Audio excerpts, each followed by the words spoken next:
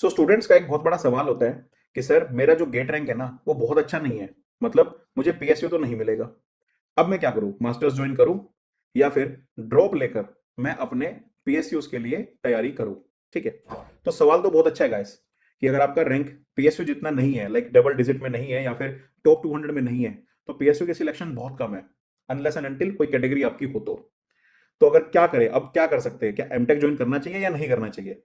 तो यहाँ पर मेरी गाइडेंस ये है कि आपको कोप काउंसलिंग अटेंड करनी चाहिए और कोप काउंसलिंग अटेंड करके आपको मास्टर्स के लिए अप्लाई जरूर करना चाहिए। ठीक है, हाँ, अब आपका जितना रैंक है उस रैंक पे कौन सी आईआईटी आपको मिल सकती है और उस आईआईटी में जाना चाहिए या नहीं जाना चाहिए, ये आप डिसाइड कर सकते हो आईआईटी के प्लेसमेंट स्टेटिस्टिक्स पर। लास्ट ईयर किस आईआईटी के क्या प्लेसमेंट स्टेटिस्टिक्स थे ये मैंने आपको बताए थे, और इस साल भी आईआईटी के जो प्लेसमेंट स्टेटिस्टिक्स है ये मैं आपको बताऊंगा। अप्रैल के अंदर मैं सेशन लेकर के आऊंगा जिसमें आपको बताऊंगा कि किस आईआईटी के इस साल क्या प्लेसमेंट स्टेटिस्टिक्स है, जिसके बेसिस पे आप ये फैसला कर सकते हो कि आपके रैंक के हिसाब से कौन सी आईआईटी में आपको जाना चाहिए। अब मान लेते हैं एक ऐसी आईआईटी आपको मिल रही है जहां पे प्लेसमेंट स्टेटिस्टिक्स बहुत अच्छे नहीं है, तो कॉमन सेंस ये बोलती है कि आप अपनी प्रिपरेशन कंटिन्यू रखोगे, पीएसयूज के लिए, गेट के लिए प्रिपरेशन कंटिन्यू रखोगे। बट द पॉइंट इज कि अभी चल रहा है मार्च या अप्रैल, नाउ एमटेक आपकी स्टार्ट होगी जुलाई एंड में या अगस्त में, तो इफेक्टिवली आपके पास 4 महीने हैं। तो अगर तो आप ये सोच रहे हो कि मैं एमटेक में जाकर तैयारी करूंगा, तो एमटेक में जाकर तैयारी करने के लिए टाइम ऑब्वियसली कम मिलेगा, कॉलेज के साथ मैनेज करना मुश्किल होता है। द पॉइंट इज अभी 4 महीने आप क्या कर रहे हो,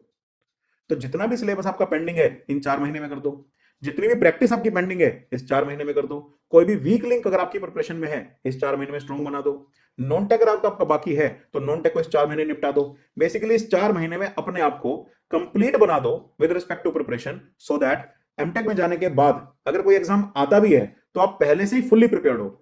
और एमटेक में जाकर अगर 1-2 घंटे भी डेली बेसिस पे दिया रिवीजन करने में तो वो सफिशियंट हो। तो मैं नहीं चाहता कि जुलाई के बाद भी आपका कुछ पेंडिंग रह जाए,